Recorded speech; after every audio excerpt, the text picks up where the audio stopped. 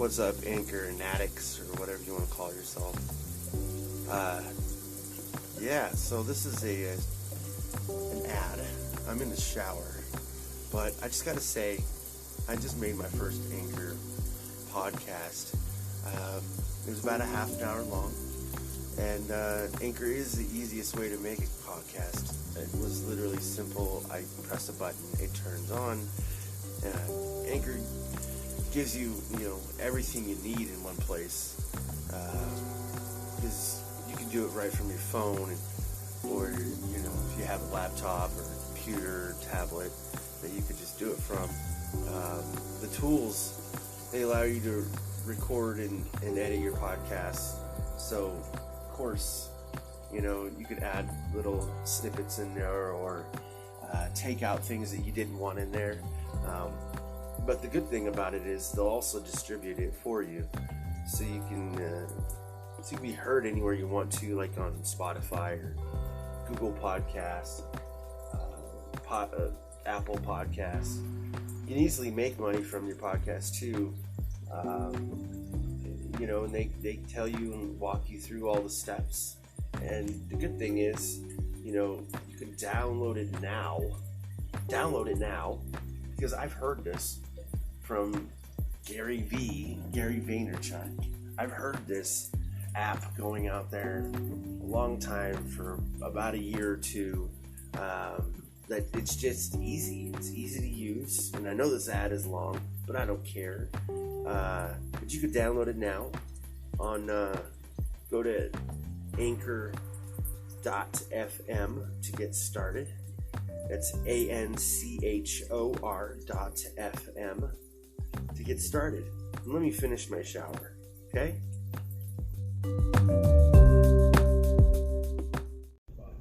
It's that time again for me to show up. Hello, my name is Robert Davis.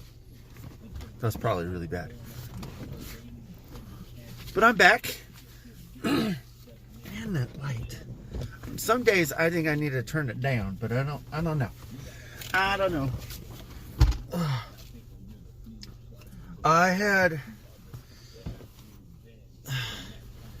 a really great weekend because my parents came over. All my kids were there. Built a basketball hoop. What else? Football game, even though we didn't win.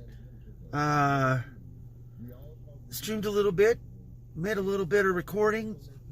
Edited some stuff. I mean, I did quite a bit, I think.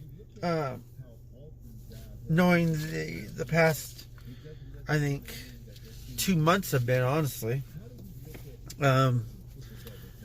One thing after another, always, and you can only go up from when time and life lets you go up. So, you pretty much got to ride the gravy train until something bad or good happens in life. And that's not a negative, I don't think, at all, because stuff bad is going to happen all the time. But I don't necessarily think everything that's supposed to be bad is bad, honestly. It's like, I don't know, I dropped the ketchup on the floor. It sucks, I gotta clean it up, but it's not that bad. But if I drop the ketchup off the balcony and it hurts someone, or if I don't have a balcony actually, but I'm just saying, doing something dumb or stupid or whatever, I can understand that. But stuff bad happens all the time. Like, sometimes you forget to buy gas when you need to buy gas, or you forget to buy dog or cat food, and you're like, crap, and you got like one serving left, and you're like, oh, I'm sorry, now you're gonna have to give them food because you don't want to travel back. And even though you want to, maybe you can't. What if you can't, right? So, like, stuff happens. I think the best thing out of everything is to always stop, right? always stop. Always pay attention. Always think about alternatives. Always think about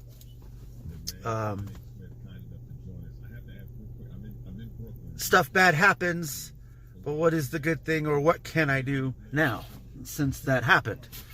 It's like, maybe I spent too much money or something like that, and I go, oh, well, maybe I can't do that now, or I can't buy this thing that I wanted, or I can't do that thing that I needed to do, or whatever the case may be. There's always a positive and a negative, a yin and a yang. That's how I look at it, right? Like, it's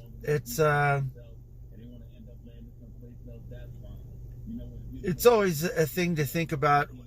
Well, for me being a parent, if my kid asks me, hey, I want to do this, I always think about, yeah, cool. He wants to go have fun. He wants to do whatever he wants to do. That's cool. That's awesome. Then you always think about the other things, like all the other things.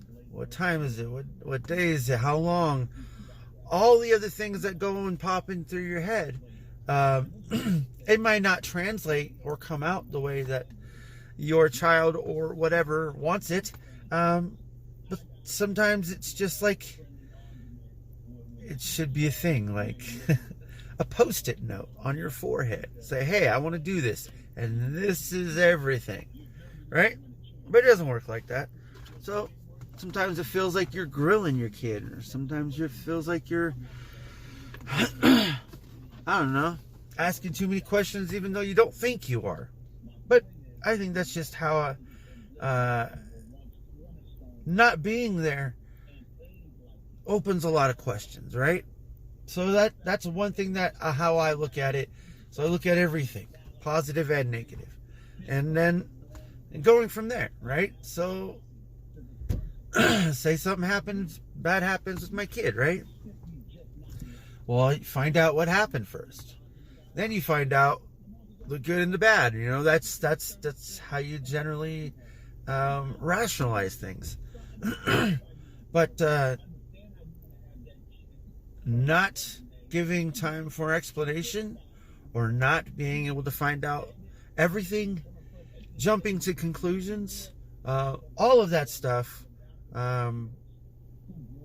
doesn't help you or whoever to go further and have better decision making. You know, like it's better to always know than to think you know, because then what if you're wrong? Then you're put off on the spot where you don't want to be in, and that's not always great. I'm not talking about anything in general, like, I'm just saying. But I'm glad that, you know, for me, like, decisions I've made for money wise, I guess, haven't always been the greatest. I could say I probably spent money on things I don't need to buy. I mean, I buy things for my kids that I probably don't need to buy them. I probably spoil them more than I need to. But my kids know that, though. Like, they tell me. Like, I don't have to tell my kids anything that they don't already think for themselves about anyways. And sometimes it's like, I know my kids doing or going about their life in the right way. Sometimes I just want to check in with them, you know? It's like, how's everything going? Like you, not everything else, not, you know, the things that might be going on at school or whatever. I'm talking about you, like you personally. And as always, it's always been the same, but you never know. And I want to make sure that I'm doing everything that I can do. Even if it doesn't seem like it's much, because I don't have a lot of time with my kids, but I try to spend as much time. Even when I'm streaming, I'll be sitting there. Kids are around me. My kids are there. Like, I don't stop them. I don't try to impede them in any way, unless it might not be the greatest decision, of course. But this weekend was pretty much like having a whole bunch of cool things happen all at once, and then there was a lot of downtime, which gave me time. So it kind of gave my kids that time away from me to go do the things that they wanted to do, because what is it? They got the new Oculus thingy. I don't know if it's new. I don't know how old it is, but VR. They wanted to buy it. They bought it. I mean, I pitched in. I think $20 to help them out, because they earned enough money to get it. And I think that's cool. Like, to show them the rewards. Now, also, of course, they have to know of everything else, like how to take care of it and everything else that they probably need to do or learn about it. They're going to do their due diligence. I know that they are, because they want the most out of it, and they see it, and it's not like it is like an Xbox, but it's more of an expression with VR than it is just gaming, because the expression allows you to be you, but not you, but be the funny side of you sometimes, and I think it's great. I mean, I've seen it. I've tried it. It's pretty bizarre. It wouldn't be my normal thing to do every day, honestly, but it'd be cool to like watch a basketball game in VR. I know that's a thing now, but I would love to do that, or even watch a movie. Hey, Mr. Bunny Rabbit. Anyways, yeah. So, all in all, great weekend. Let me know how your weekend went, or how it's going to go, because tomorrow is Sunday, so it's not the end yet. Anyways, I'm gonna get going. Have fun.